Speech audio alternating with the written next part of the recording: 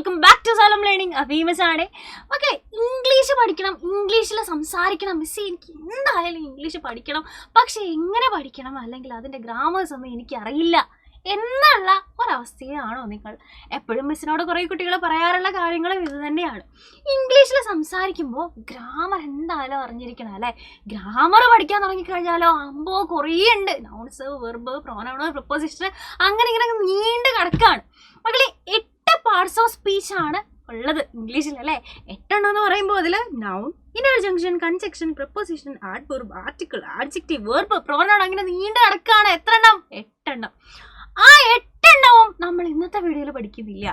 അവസാനത്തതാ നമ്മുടെ ഈ ഒരു പ്രിപ്പോസിഷൻ ആണ് ഇന്നത്തെ വീഡിയോയിൽ നമ്മൾ നോക്കാൻ പോകുന്നത്. സോ ഈ ഒരു വീഡിയോ നിങ്ങൾക്ക് തികച്ചും യൂസ്ഫുൾ ആവും. ബാക്കിയുള്ള വീഡിയോകളിൽ നമുക്ക് ഇതുപോലെ ഓരോ പാർട്സ് ഓഫ് സ്പീച്ച് പഠിക്കാം. അപ്പോൾ നിങ്ങൾ എന്ത് ചെയ്യുക? നിങ്ങളുടെ ഫ്രണ്ട്സിന് ഇത് അയച്ചു കൊടുക്കുക കേട്ടോ. സോ മിസ് പറഞ്ഞു 8 പാർട്സ് ഓഫ് സ്പീച്ച് ആണ് നമുക്കുള്ളത്. ഏതൊക്കെയാണത് എന്നെങ്കിലും നമ്മൾ അറിഞ്ഞിരിക്കേണ്ടേടാ. വെർബ് ഉണ്ട്, പ്രോനൗൺ ഉണ്ട്, നൗൺ ഉണ്ട്, ഇന്റർജങ്ഷൻ, ആഡ്ജക്റ്റീവ്, കൺജങ്ഷൻ, ആഡ്വർബ്, പ്രിപ്പോസിഷൻ. ഈ 8 എണ്ണമാണ് മിസ് നേരത്തെ പറഞ്ഞ ആ 8 എണ്ണം. അതിൽ തന്നെ എന്താണ് പ്രിപ്പോസിഷൻസ് എന്നുള്ളത് എന്ത് ചെയ്യാം? അടിപൊളിയായിട്ട് വിത്ത് എക്സാമ്പിൾസ് മിസ് സിമ്പിൾ ആക്കി പറഞ്ഞുതരാം.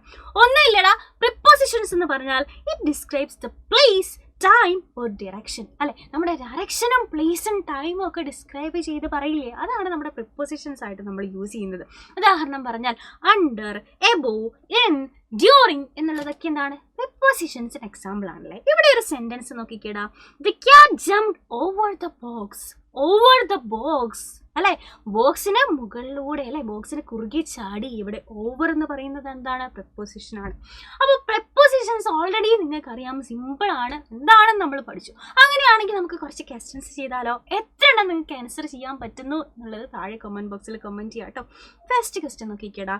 The cat is dash the table. The cat is dash the table. Cat ടേബിളിന്റെ എവിടെയാണ്? ഏത് പ്രപ്പോസിഷൻ ആണ് ഇവിടെ യൂസ് ചെയ്യുന്നത്? ഇന്നാണോ, അണ്ടർ ആണോ, ഓൺ ആണോ? മക്കളെ എന്തായാലും നമുക്ക് ഈസി ആയിട്ട് ആൻസർ ചെയ്യാൻ പറ്റും. The cat is on the table അല്ലേ? ഈശ്വര, ഓക്കെ. ടേബിളിന് മുകളിലാണ് എന്ന് നമ്മൾ എങ്ങനെയാ പറയുന്നത്? On the table. യെസ്, ഇങ്ങോട്ടേക്ക് എഴുതാം miss. The cat is on the table എന്നുള്ളതാണ് കറക്റ്റ് ആൻസർ. അങ്ങനെയെങ്കിൽ നമുക്ക് അടുത്ത question നോക്കിയാലോടാ. The book is dash the chair. ഇവിടെ നോക്കിക്കേ, പുസ്തകം എവിടെയാണ്? ചെയറിന്റെ അടിയിൽ. ചെയറിന്റെ അടിയിൽ എന്ന് പറയുന്നത് ഏത് പ്രപ്പോസിഷൻ ആണ് ഇവിടെ യൂസ് ചെയ്യേണ്ടത്? അണ്ടർ ആണോ, നിയർ ആണോ, ഇന്നാണോ? അണ്ടർ ആണോ, നിയർ ആണോ, ഇന്നാണോ? യെസ്, അണ്ടർ ദ ചെയർ അല്ലെ? അണ്ടർ ദ ചെയർ എന്നുള്ളതാണ് ഇവിടെ നമ്മൾ യൂസ് ചെയ്യുക. അങ്ങനെയെങ്കിൽ the mouse is dash the bed. The mouse is dash the bed. നമുക്കറിയാം ബെഡിന്റെ അടുത്തായിട്ട് ഇവിടെ നിൽപ്പുണ്ട് അല്ലേ? ഓപ്ഷൻസിൽ നെക്സ്റ്റ് ഉണ്ട്, എബോവ് ഉണ്ട്, ഓൺ ഉണ്ട്. Next to, above, on. ഇതിൽ ഏതാണ്? The mouse is next to അല്ലെ? ഇതാ തൊട്ടടുത്തായിട്ടാണ്. So mouse is next to the bed എന്നുള്ളതാണ് ഇതിലെ കറക്റ്റ് ആൻസർ. അങ്ങനെയെങ്കിൽ ഈ ഒരു ക്വസ്റ്റ്യൻ നോക്കിക്കേടാ. The mouse is dash the bed. ഇവിടെ നെക്സ്റ്റ് ടു, എബോവ്, നിയർ ഉണ്ട്. ഇവിടെ നെക്സ്റ്റും നിയറും ഉണ്ട്. ബെഡിന്റെ തൊട്ടടുത്തായിരുന്നെങ്കിൽ നമ്മൾ അവിടെ നെക്സ്റ്റ് യൂസ് ചെയ്തേനെ. ഇവിടെ തൊട്ടടുത്തല്ല, ഏകദേശം അരികത്ത്. നിയർ എന്ന് പറഞ്ഞാൽ സമീപത്ത്, നെക്സ്റ്റ് എന്ന് പറഞ്ഞാൽ തൊട്ടടുത്ത് എന്നാണ്. അപ്പൊ ഇവിടെ അരികത്താണ്, ഇവിടെ തൊട്ടടുത്താണ്, അതുകൊണ്ട് നമ്മൾ നെക്സ്റ്റ് യൂസ് ചെയ്തു. ഇവിടെ അടുത്താണ്, പക്ഷെ തൊട്ടടുത്തല്ല, അതുകൊണ്ട് നമുക്ക് നിയർ യൂസ് ചെയ്യാം. ഓപ്ഷൻ സി ആണ് ഇതിൽ കറക്റ്റ് ആൻസർ. അങ്ങനെയെങ്കിൽ ഈ ഒരു ക്വസ്റ്റ്യൻ നോക്കിക്കേ. The dog is dash the books.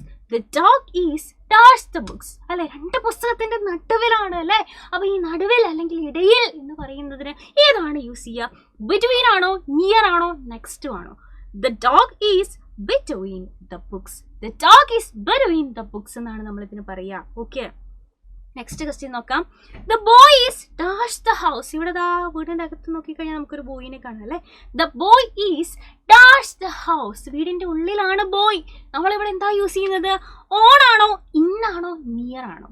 On ആണോ, ഇന്നാണോ, നിയർ ആണോ? The boy is in the house. Okay, the boy is in the house എന്നാണ് നമ്മൾ പറയാ. അടുത്ത നോക്കിക്കേടാ. The ball is dash the car. The ball is dash the car. Under ആണോ, between ആണോ, ഇൻ ഫ്രണ്ട് ഓഫ് ആണോ? കാറിന്റെ മുന്നിലാണ് അല്ലെ? അപ്പോ സോറി, ദ ബോയ് അല്ല, the ball is dash the car. Ball എവിടെയാണ്?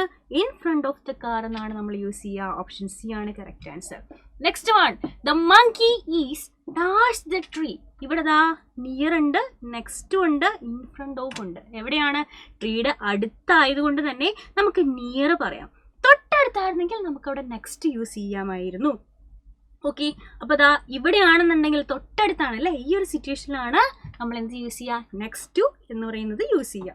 അപ്പോൾ എങ്ങനെയാണ് ഇതിൽ ദാ നമ്മുടെ പ്രിപ്പോസിഷൻസ് എത്ര എണ്ണം നിങ്ങൾ കറക്റ്റ് ആക്കി എന്നുള്ളത് ഇതാ താഴെ കമൻറ്റ് ചെയ്യുക. അതുപോലെ തന്നെ നിങ്ങൾക്ക് ഇതാ വേറൊരു ക്വസ്റ്റ്യൻ മിസ് പറഞ്ഞുതരാം.